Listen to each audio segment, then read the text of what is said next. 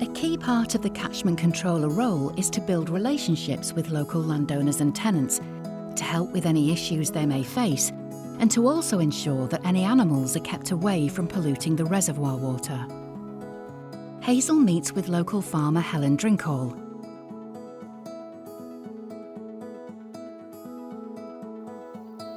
So Helen, predominantly you're a sheep farmer with some cows. Yeah. Now obviously sheep, perhaps we have more sheep on here because it's less impact on the water quality side of things. And I know just looking in this farm we can tell that there's plenty of space for the sheep. They're not overstocked in any way or form, which can also have knock-on effects for water quality. So yeah, definitely. I'd say compared to the average farm on like a per acre basis, we do definitely keep less livestock purely for the water quality. So the farmers around Rivington I know have had some issues with dogs worrying sheep and things, and have you had similar experiences? Touch wood, this year we haven't had any actual physical attacks, but I do still get a lot of people like walking through fields with the dogs, just like running around them, if you know what I mean, and that still can cause quite a big disturbance in the field. So like the sheep won't recognise that particular dog and they'll move away just like instinctively.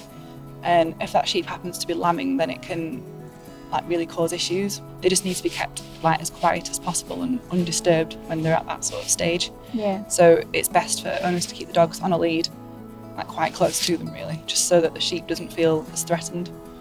From about 2010 to 15, you had a scheme called SCAMP, which was Sustainable Catchment Management, looking at ways that we can work together better and to make water quality a top priority. So some of the things that we did was obviously fence off a lot of the water courses so that the animals don't have access to those. So that's all fenced off now, and if we see anything beyond the fence, like in the ditch, we make sure we get it out as soon as we see it.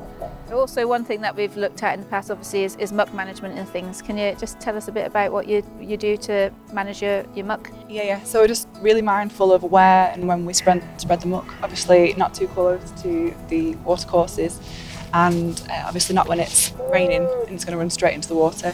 Have we any issues at the moment in the way of infrastructure? Any problems that you've noted that I need to go back and get a contractor out for? There's just there's a wall down over on the Hazel reservoir. So we've had a few sheep out onto the reservoir banking. So I've had to get those back a couple of times, but I think that's just to do with people jumping walls and knocking the odd stone off, and then that enables the sheep to get over. I know the catchment controller for that has had a contractor out, so that's going to be dealt with ASAP really, so hopefully that won't be occurring for much longer. Great. So it's great to be up here, Helen, as always, with the fantastic view and the sunshine and everything. Thank you for the catch up, and give me a ring if you do need anything, and see you soon. Yeah, we'll see you Take soon. care. Thank you. Bye bye.